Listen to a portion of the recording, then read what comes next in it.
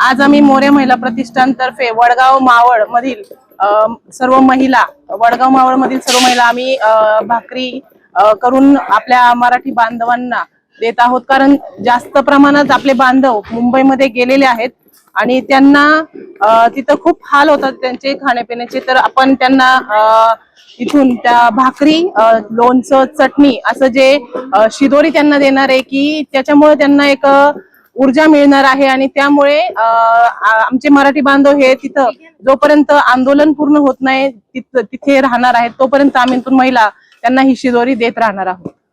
रोजचा आमचा मानस आहे की आम्ही महिला सर्वजणी 5000 भाकरी करून तिथं पाठवणार आहोत आणि हे आमचं नेहमीच जोपर्यंत आंदोलन होत नाही तोपर्यंत चालू राहणार आहे।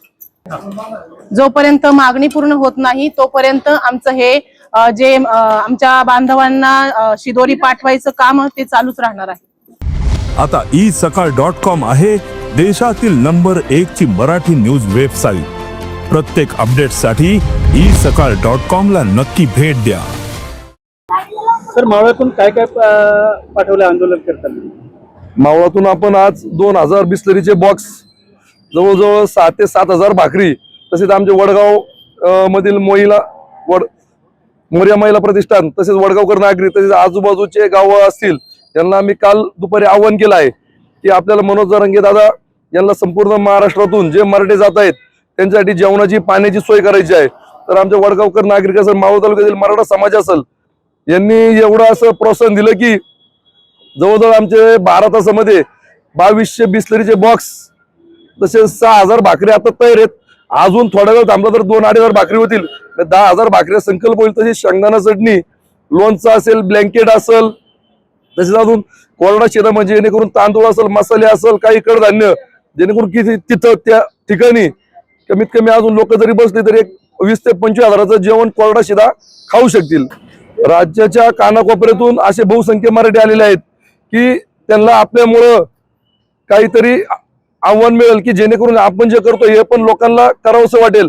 आणि आपला एकही मराठा जरी 1 महिनाही नाही तरी वर्षभर राहिला तरी संपूर्ण महाराष्ट्रातून त्यांना अन्नधान्य मिळेल। एवढंच नाही की फडणवीस सरकारला आम्हाला एकच सांगायचंय, आपण तिथली दुकानं बंद केली, पानटपरे बंद केल्या, मेडिकल बंद केल्या, पण मराठी एवढे कमी नाही की आज आम्ही फक्त आमच्या वडगाव मावळच्या वतीने, तालुक्याच्या वतीने 2000 बॉक्स म्हणजे जवळजवळ 20,000-25,000 पाणी बॉटल घेऊन झाले। त्यात मराठे संडासलाही जातील आणि तिथं आंघोळी करतील एवढी सोय आम्ही करणार आहोत। आंदोलन किती दिवस चालू राहिलं तरी आमचा उपक्रम चालूच राहील। वर्ष, 6 महिने, किती वर्षभर चालला तरी आमचा उपक्रम चालूच राहील। आमचे मावळवासी म्हणजे महाराष्ट्र राज्यातून येणारे काही कमी पडणार नाही।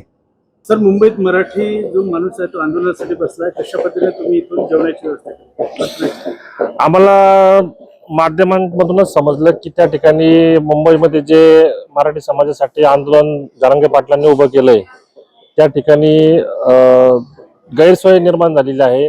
त्या आंदोलन करताना आपल्या मराठी बांधवांना उपासमारीची वेळ थोडीशी आलेली आहे आणि त्या अनुषंगाने मग आपल्या मावळातले सगळेच गावातले लोक आपल्या परीने त्या ठिकाणी प्रतिसाद देत आहेत। आपल्या वडगाव शहरामध्ये मोऱ्या प्रतिष्ठान आणि शिवराज ग्रुप यांच्या माध्यमातून आज आम्ही जवळपास 5000 भाकरी, चटणी आणि पाण्याची व्यवस्था तसंच कोरडा शिरा हा सर्व आज दुपारी आम्ही त्या ठिकाणी रवाना करणार आहोत। आपण पाहताय त्या ठिकाणी आंदोलनकर्ते उपाशी पोटी लढा देत आहेत आणि सगळ्यांना माहिती की जरांगे पाटलांनी आमरण उपोषण त्या ठिकाणी सुरू केलेलं आहे आणि आपल्या समाज बांधवांसाठी सगळं करत आहेत। आपले समाज बांधव तिथं लढतायत, उपाशी लढतायत, त्यांना एक प्रकारची ऊर्जा राहावी, त्यांना पुढचा लढा सुरू ठेवता यावा यासाठी मोऱ्या प्रतिष्ठान आणि शिवराज ग्रुप वडगाव शहरातून सर्व लोकांच्या माध्यमातून 5000 भाकरी, चटणीची व्यवस्था त्या ठिकाणी करत आहोत। दुपारी त्या ठिकाणी सर्व शिरा रवाना होईल आणि निश्चितपणे हा लढा यशस्वी होईल असा आम्हाला सगळ्यांना विश्वास आहे। सर, हे आजचं झालं, पण पुढचं नियोजन काय राहणार आहे? जर तिथे उपोषण वाढलं तर आणखी काय तुमच्यामध्ये काही बदल होणार आहे? जोपर्यंत आरक्षण मिळत नाही तोपर्यंत हा लढा चालू राहील आणि या लढ्याला आम्ही सर्व मराठी समाज मोठ्या एकीने पाठिंबा देऊ। देश विदेशातील प्रत्येक घडामोडींचे लाईव्ह अपडेट मिळवण्यासाठी आता साम टीव्हीच्या सर्व सोशल मीडिया प्लॅटफॉर्मला लाईक, फॉलो आणि सबस्क्राईब करा। तसंच सर्व नोटिफिकेशनसाठी बेल आयकॉन प्रेस करायला विसरू नका।